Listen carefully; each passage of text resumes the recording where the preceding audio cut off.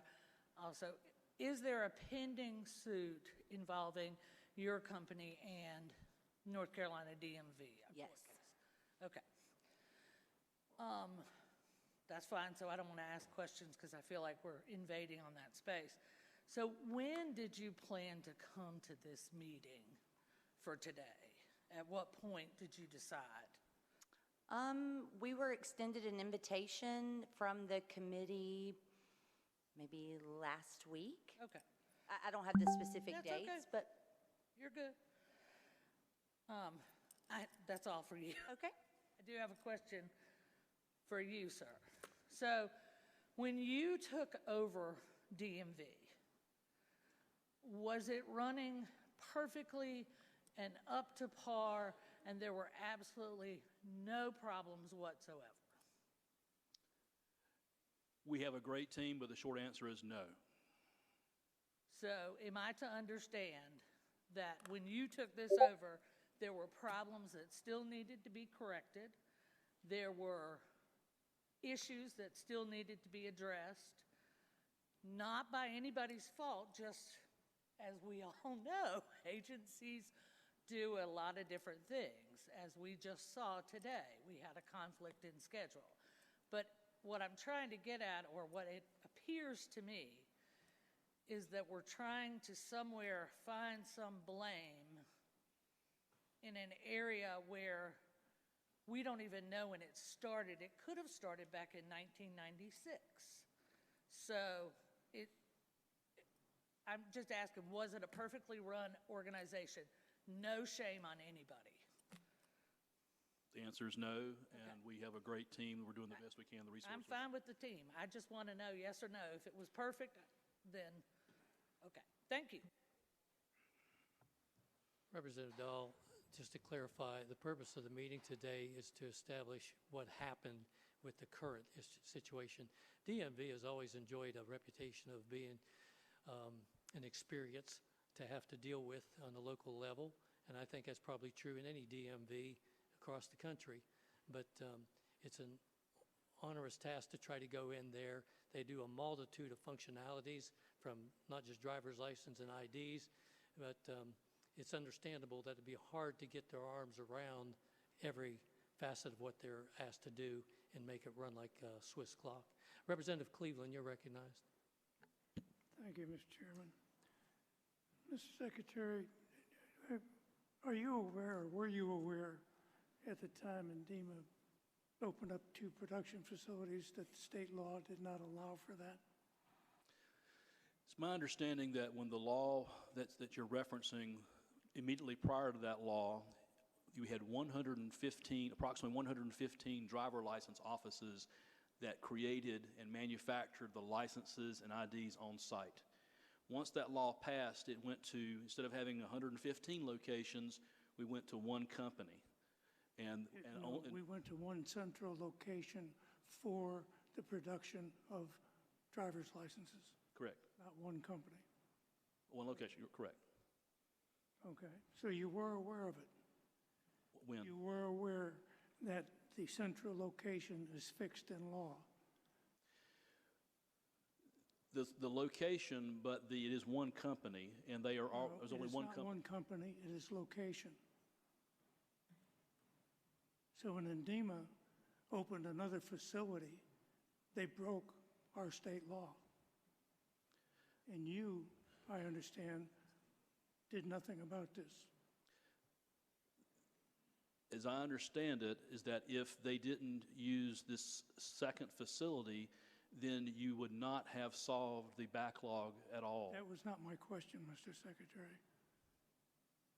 IDEMIA's problem was solving the driver's license problem. Your problem is making sure North Carolina law is followed. So I cannot fault the contractor for breaking North Carolina law. When you, as the Secretary, were aware of it, it did not say, no, you cannot do that. Then it would be up, I think, to the contractor to resolve the problem at the facility they were using, expand production or whatever they'd have to do. My problem is, why did you allow for your contractor to break North Carolina law? We were advised that it actually did follow the law because the law doesn't take into account all of the circumstances of the DMV May operation. I ask who advised you that the law was followed? We've had discussions internally with legal counsel and that the, Well, I probably shouldn't say that because I'll get in trouble. Legal counsel is fine. The law is very clear. And if you want to circumvent the law, legal counsel is a good way to go. I, through my various and sundry careers that I've had through my life, have relied on legal counsel for dubious things. But me, as being the leader of the facility, the organization, I could not let myself do that. And I see that being done, and not only in your organization, I see it in other agencies that I have the pleasure of overseeing. And it's something that it really needs to stop. It really needs to stop, because if you look throughout government in its entirety at the federal and the state level, we are getting away from the rule of law, period. And if we don't do it individually within our organizations, it just grows and becomes a larger problem. So I can't fault IDEMIA because I don't think they were aware of it. But I do fault it was DMV. their idea. It may have been their idea, but did they know Ms. Schumacher, did you know you were violating state law when? No, sir. Okay, so it was, the onus was on the department to say, no, we cannot do that, and it did not happen. If I may, Mr. Chair, I have one brief response on that. The current law does not even take into account moving from one company to another. So if we were to follow, if you were to interpret it the way respectfully you're interpreting it, we would have to shut down every driver license office in the entire state and then shift to a new company all at once. There's going to be a transition between two companies and two locations, so the current law is inadequate, Well, respectfully. Mr. Secretary, I could see your point, and I could understand your point. But if that's a problem, you should bring it to the legislature and say, hey, we need a transition period Yes, sir. when we change contracts. But that is not what we're discussing. I'm asking today because this is something that just happened. This is not the place to ask for that. You can come to Yes, sir. me in my other capacity, and Yes, we'll talk about it. Mr. Chairman, I don't have anything else. Thank you. Representative Chester, you're recognized. Representative Cervini, did you want to ask a question? I'll mark you now. All right, just briefly. Commissioner, I was able to obtain a copy. This is relatively close to what you are under contract for with the new vendor, correct? This is the ID that's going to be produced? That is what has been publicized, yes, And in the bottom corner here, that's the color photo that was added after our last meeting, correct? pursuant to state law. Pursuant to state law. So when the contract was entered, if you made a change afterwards, you knew you were violating state law when entering the first contract that did not have a color photo on it. It was our understanding that the legislature had changed the law previously whenever there was a change with contractors. Changing the law at a previous date doesn't mean that you were in compliance with the current law. But it is in Ma'am. compliance. Yep, Madam Schumacher, was your company ever offered an opportunity to bid on anything that resembled this? We were not, no, sir. Okay. This gets back to kind of what we've been talking about. That little photo on there jacked the price up 35 cents or so from what was previously stated by you, 13 to 15% increase in price per unit. And the state had to buy additional equipment to make sure that was possible to be produced, roughly $4 million according to your testimony earlier today. And we're not sure, quote, who paid for it. It's a pass-through cost. The taxpayers are going to pay for it. We know that. With all that in mind, do you still think that this is a competitively priced product when no one else was able to bid on it? Yes. based upon what we have received, based upon what we know about the market, the few companies that provide these services, based on the fact that it's lower cost than what the company currently providing it had assigned before. Based on the current company providing a different product and no other bids being offered for this product. So the problem here is, as my colleague was getting to, is again, I reiterate, I'm seeing a pattern. The DMV interpreted a limited exemption that was granted to them from DIT oversight in order to allow 5 projects for purchasing and other things, and they use that exemption to enter into contracts that violate state law. You've already said that you've received counsel that said you were okay to do that.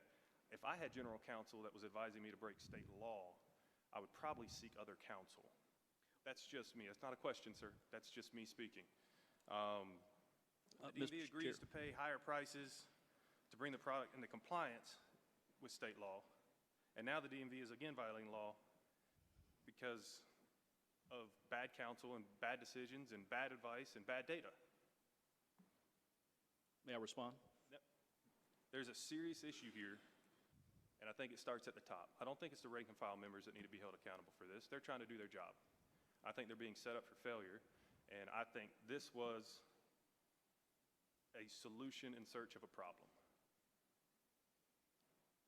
And I don't think that you as a director of an organization get to come before the legislature and say, we changed our protocols, now you need to change the law. We changed how we want to do things, now you change the law. That's putting the cart before the horse.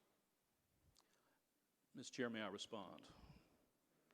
With all due Certainly. respect, Representative Chester, I hear where you're coming from, but I disagree. Before we even signed a contract, before we even went through the process, we informed in February of 23, I believe, to the Joint Legislative Oversight Committee on Appropriations that this was one of that we were having various projects as part of the DMV 5. That law was adopted by the legislature, not at my request, but prior to my service, and we were following the law, and we reported that this is going to be along the way which projects that we were going to be selecting. That was before a contract was signed. It was and everything else in terms of what we forecast. I'm doing the best I can with the law that was adopted by this body. That law gives you latitude in what projects you're allowed to award contracts in, not how or what the process is by which you must follow to award contracts. That's not spelled out in the law. So again, this is also subject to litigation. Neither is the authority for you to do it. We presented it, Mr. Chair. Your time has expired. Remember specifically what the law states, and reading from the actual law, the Department of Transportation allowed the DMV to manage, procure information technology, goods and services, and enter into contracts up to 5 information technology projects for the Division of Motor Vehicles. And I think Representative Chester's point, and that of many others, is that the awarding a contract for the production of a driver's license doesn't really pertain to upgrading your information technology. And under that definition, I believe, is where the point is being made. So, Mr. Chair, I respectfully disagree. Involvement of technology and information technology is all part of creating the DMV record for every customer in this state. It involves IT. Providing a credential is a service. It is a good. So with all due respect, I would disagree with your interpretation. I would say we're getting down into semantics and stretching the definition to fit the need, but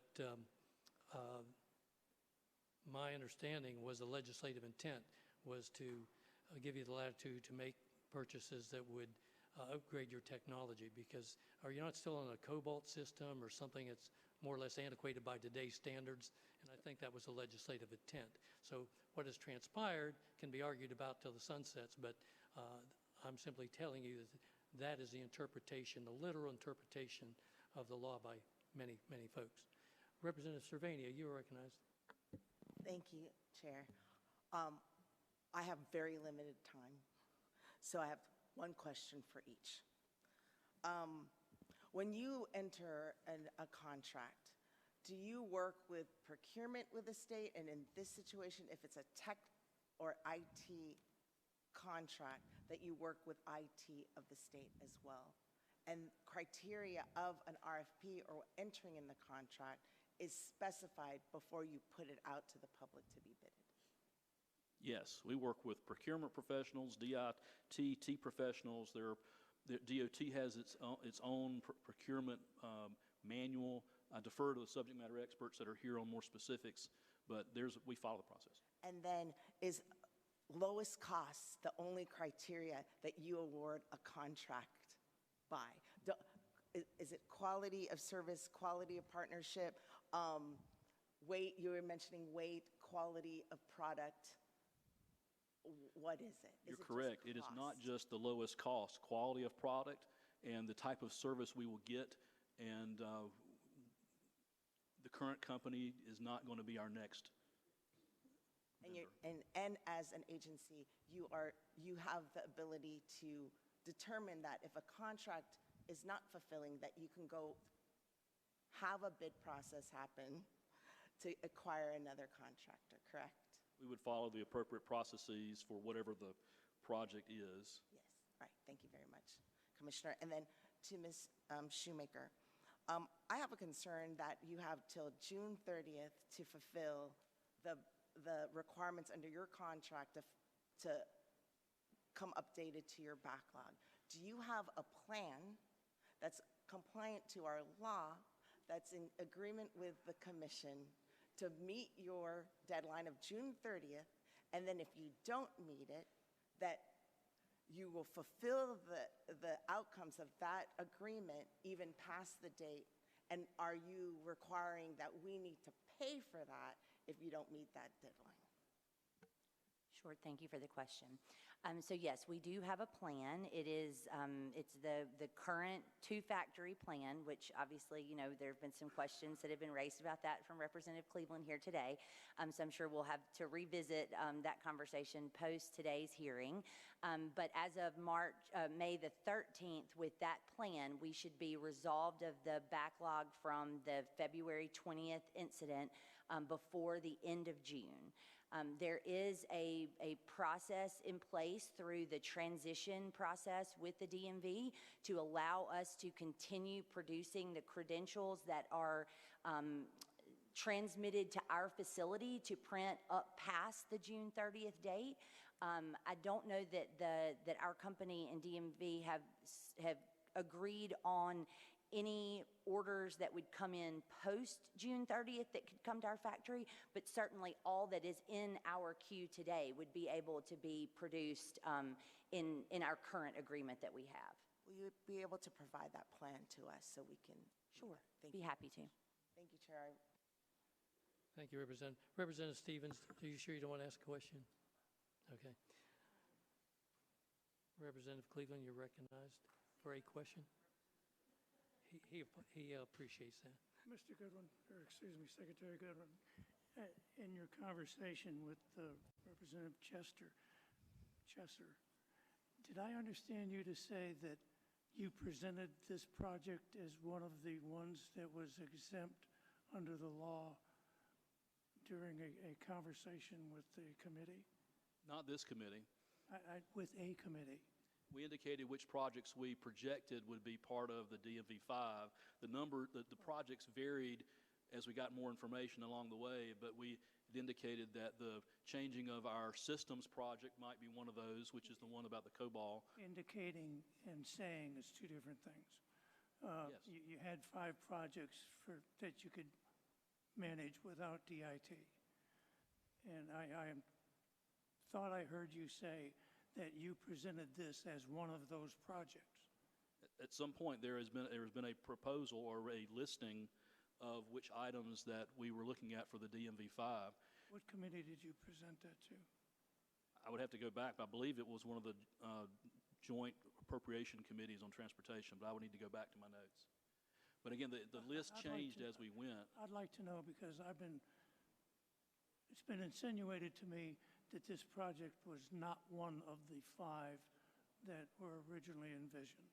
So if you could clarify that for me, I'd appreciate Sure, it. I'd be happy to clarify. I do know that, but in terms, the answer to the question was that the way we were interpreting the DMV-5, the list of projects changed over time, and be happy to provide that. But the answer to Representative Chesser is that we indicated this was our interpretation of the DMV-5, using them for goods, services, IT, and we talked about, I specifically recollect talking about how in one of the committees that IT is a necessary component of credential production. You can't create a DMV record without having information technology. That's how you create, preserve, and maintain You're getting beyond the my data. question. I understand those aspects of it. Thank you. Thank you, Representative Cleveland. Ms. Shoemaker, I have a question for you. Where is that second, and I might have missed this somewhere, the second facility that you opened up? It's an existing factory for IDEMIA, Springfield, Illinois. And what was its functionality before you utilized it to help get the backlog? It operates similar to the Sacramento factory. It has, I think we operate 9 different states' central issuance out of the SAC factory, and Springfield would be the same. So they've got a list of states that is their central issuance location. Okay, thank you. And Commissioner Goodwin, when IDEMIA notified you that they were going to resort to a second facility, what were your concerns? I understand they notified you. They didn't consult with you about doing it. They simply told you that's what we're going to do. And I understand at that time, your priority is to get that backlog down and to reduce the wait time for the constituents across the state. But what were your concerns about it? You have a senior executive leadership team. Did they express any concerns to you about, well, as some of the members point out, state law and the central location? Well, as indicated earlier, respectfully, the current state law doesn't reflect the fact that we would ever change to a new company, first of all, which is, I think, something that the future legislature should consider, because there's always going to be a transition where there's 2 companies in 2 different locations. It just won't work otherwise. We've had the same company since 1996, so the law that was passed does not reflect what needs to be respectfully needs to be in place for things to work. The bottom line is that members of this body, the legislature, asked us to solve the problem. They said, you need to eliminate this backlog. We did not receive any information about how much overtime would cost. We also wonder, how would overtime work if they're already a 24/7 facility? Yeah, I'm sorry, sir. I think I know where you're going with that, but my question is, and you pointed this out in your first letter to me and Co-Chair Johnson, in your first paragraph you say, and I quote, "I'm writing to you today to alert you about unforeseen and ongoing production delays for driver's license and state ID cards. As you know, the Division of Motor Vehicles, DMV, is required to have all credentials produced and issued from a central location, NC General Statute 20- and you go on to cite that, unquote." Correct. So you're aware of the fact that the law required it to be done from a central location. Now, read in your statements and heard you testify here today that you want to interpret central location as being a vendor, a single vendor who may have several locations. And you kind of compared that to the fact that we had 115 different locations. Well, we were running that as a state, and that's dissimilar from the state statute that turns around and changes the whole paradigm to being from one location. And you apparently were aware of that there. So my simple question is, did anybody on the senior leadership staff say to you, Mr. Commissioner, there may be a problem here because we're going to 2 locations now? You still have the one vendor, but that's not the law. Now, in regards to your other remarks about what needs to be changed, I don't know what point during your 2 years that you've been there now, at what point you looked at IDEMIA and said, we've got a bunch of problems here, it's an ongoing situation, we're going to need to look for a new vendor. But at some point you made the decision to look for a new vendor and found CBN, however that happened. But prior to open up negotiations, once the decision was made to change vendors, why did you not approach the legislature then? And at that point, I'm talking about maybe President Pro Tem, Speaker of the House, and saying, guys, listen, or talk to Eric Boyette and say, we need to get the law changed so that we can do this, and keep the horse in front of the cart. But there's a little issue with coming here today and saying the law needs to be changed, because to what Representative Chester's point, you seem to be developing a pattern. The department seems to have a pattern of interpreting statute as it best fits your need. And I understand your motivation behind it, but it's not justification for changing the law, whether it's color photos or various locations or anything along that lines. But again, did anybody come to you in your senior leadership team and point out that this may be a violation of state statute to open up a second facility? Did they express any concerns about security in that location in regards to constituents' personal information? There was no expression of concerns about security, but the issue, the glitch happened in February. We weren't made aware, as you see in your emails, weren't made aware of a backlog until later in March. And then the backlog wasn't a huge backlog until April. So when would we have come to and asked for the legislative change? It didn't, there was nothing to ask a change for, respectfully, until it just happened. I mean, we're here today a month from the day of the month from the letter I sent to each of the members. Right. We're 2 months out from when we first learned of a minimal backlog, and it grew. So we couldn't come to you because there's nothing to come to you for until we were notified of a backlog. And we just now have had our agency bill that was heard in the Senate committee yesterday. Madam Shoemaker, what date did you notify, and I have it on a timeline somewhere, but I don't want to take the time to look it up. What date did you notify the department that you were opening up a second facility? May the 13th. On what day, Mr. Commissioner, did you notify the General Assembly or the leadership of the General Assembly that there was a second facility being opened up? Mr. Chair, May 13th would have been the day that the second facility started. I believe the notification was the week prior. Thank you. At the time of the letter, we were waiting on overtime options. And we did not have them then, and still do not have them. Well, I think that's an issue separate from the fact, if you were notified on, let's say, May 9th, I think I would immediately picked up the phone and notified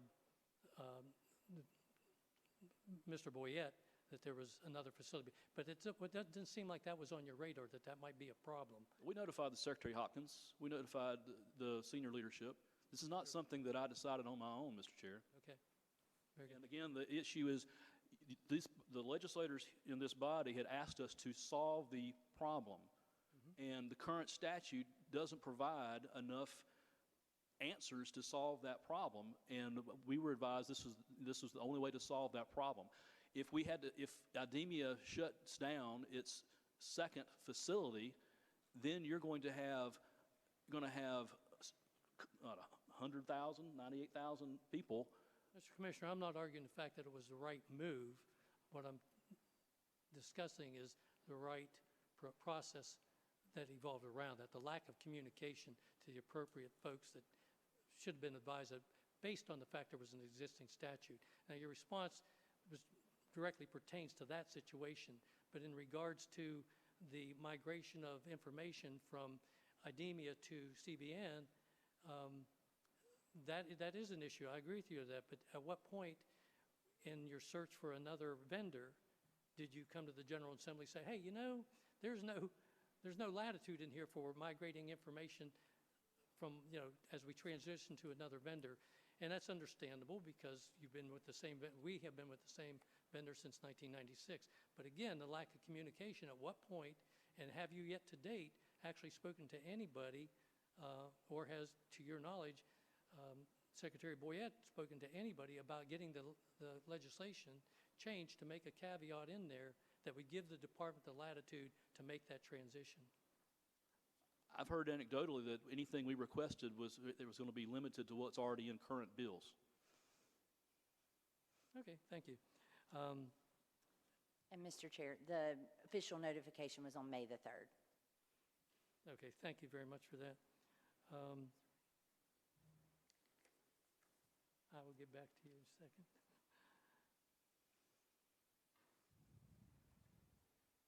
to be patient with me. I'd made some notes, and I'm looking for them now as we go through.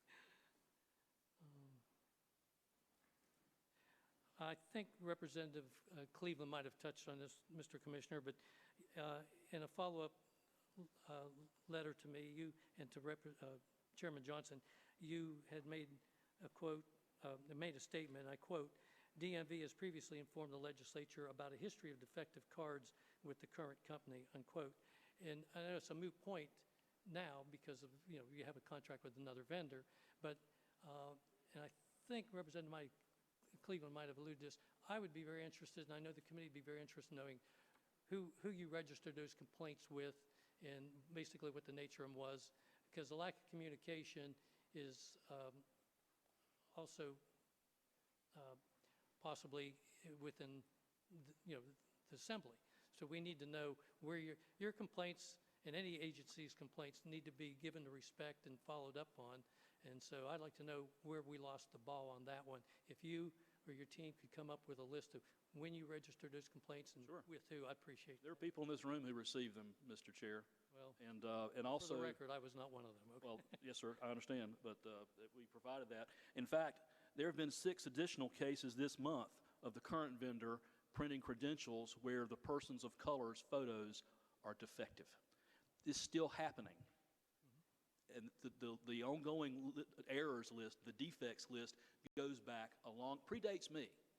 But we presented to staff of the legislature as requested a long list of information about those defects. And I'm not the subject matter expert, but that has been provided. We'll be happy. I'll be delighted to provide it again. I appreciate it. Yes, sir. Be delighted to. Mr. Chair, may I address that, please? From the error, the issue with the cards. So I did ask our team while we were on break about the number of cards that had been produced that the DMV had identified with dark photos. It's roughly 0.01% of the cards that are produced for the state of North Carolina, roughly 800 cards. We have been proactively working with the department to try and find the root cause analysis of what happened to produce those 800 cards, but also instituted additional quality control checks to manually review every sheet of credentials before they are mailed and distributed to try and address and find those before they ever leave the factory. But the reality is it is still a manufacturing facility. So, I mean, certainly 0.01% of defects of credentials is well within the SLA that the contract allows. And honestly, it's a very small number. Still doesn't mean that we're not satisfied with 100% perfection, and have certainly been working to address that. But that is the statistic. 2.6 million cards are produced for North Carolina annually. That represents about 0.01%. Mr. Chair, there's an additional Thank you, statistic that was omitted on that, if I may add. I'm sorry? There's an additional statistic I'd like to clarify for Ms. Shoemaker, if I may. I prefer to move on from that. If you'll provide me with the information that I'd requested. Yes, sir. It's on page 3 of my statement. Thank you. See, the other question I had was,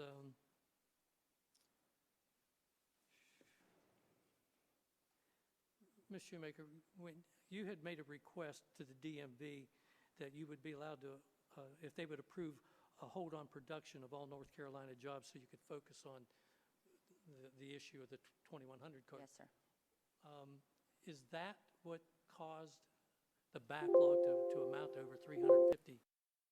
As well. So on March 4th, the backlog was about 138,000 credentials based on the number of days that production had been halted to address the errored file that had come over from DMV around February 16th. The 300,000 plus number that we are referencing is the total queue. You have to remember, there has not been a day during this entire process that the DMV has not been remitting their folios every day of, for processing at the factory. So it's more of a compounded issue. It's roughly 138,000 credentials that were impacted during the days where production was halted.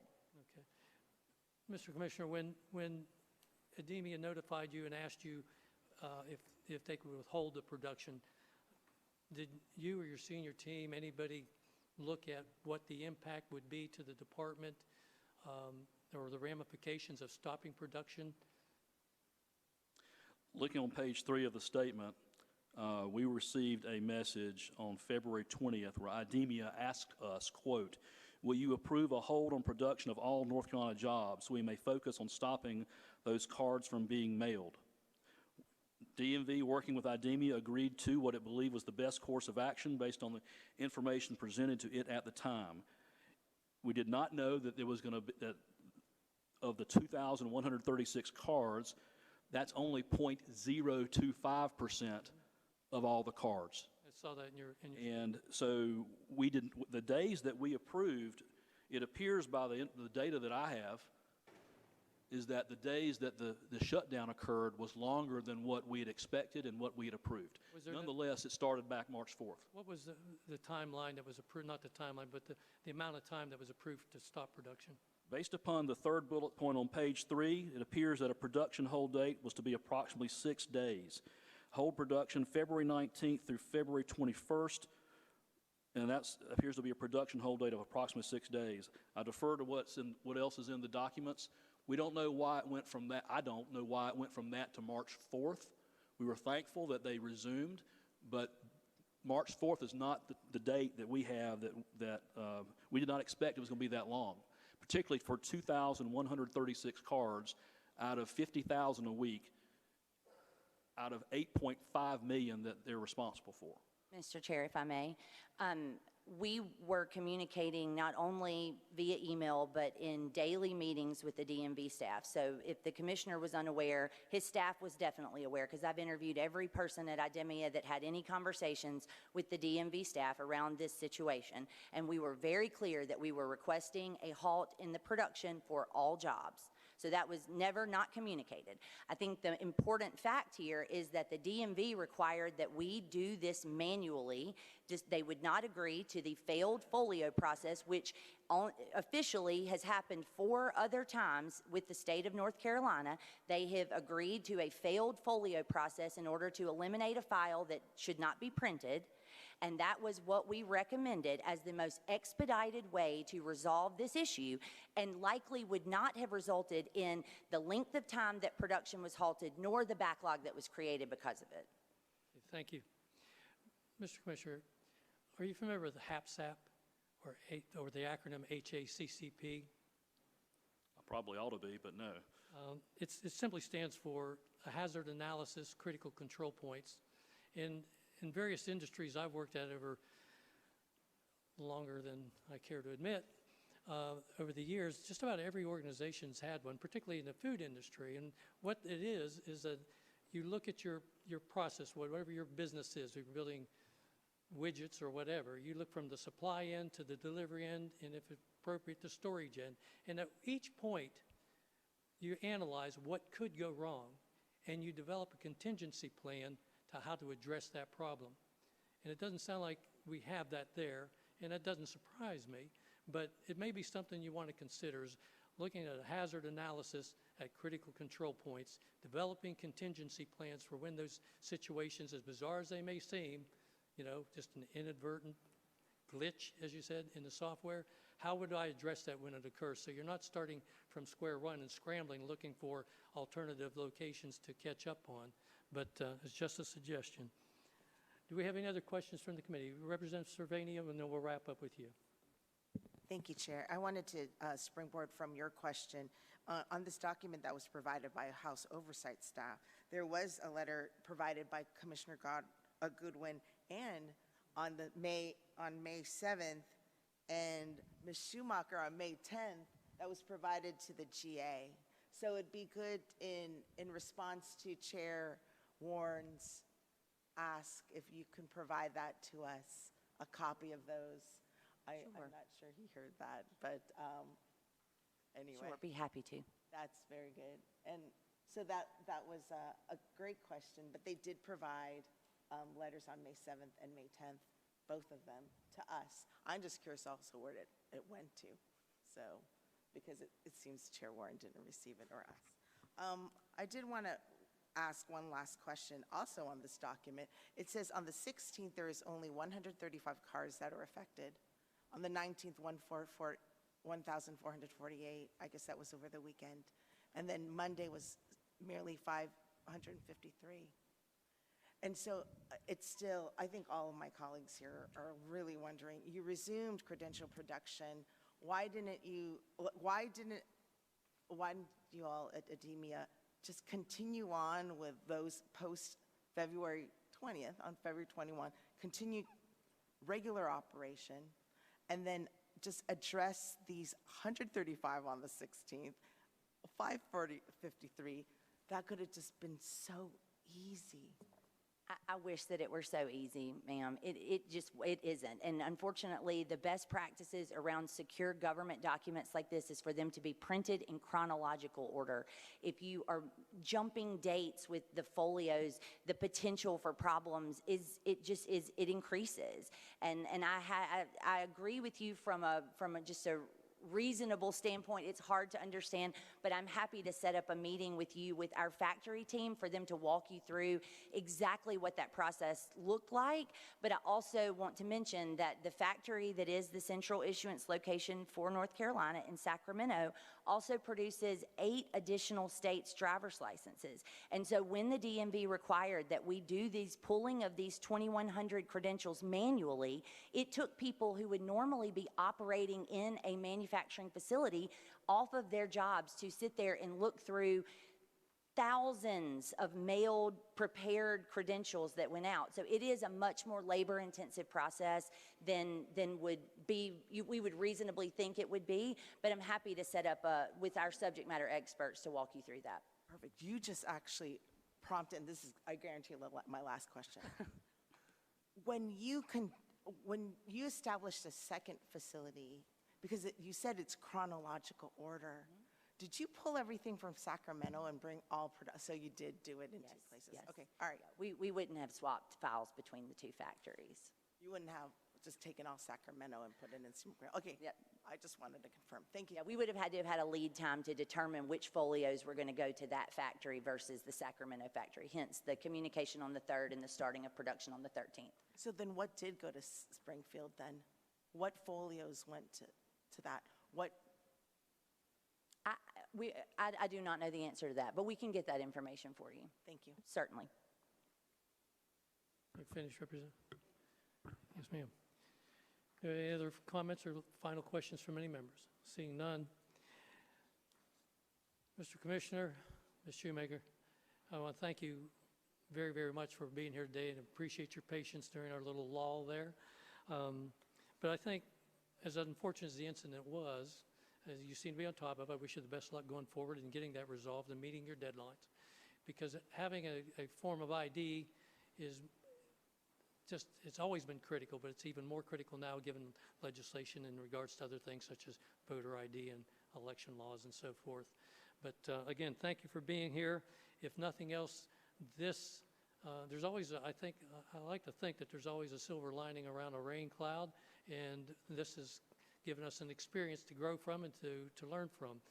I do encourage the department to look at possible weaknesses along the line of production or service, see where you can come up with contingency plans so your reaction time is quicker. But again, thank you so much for your time being here, and wish you all a great afternoon. Thank you, sir. This meeting stands adjourned.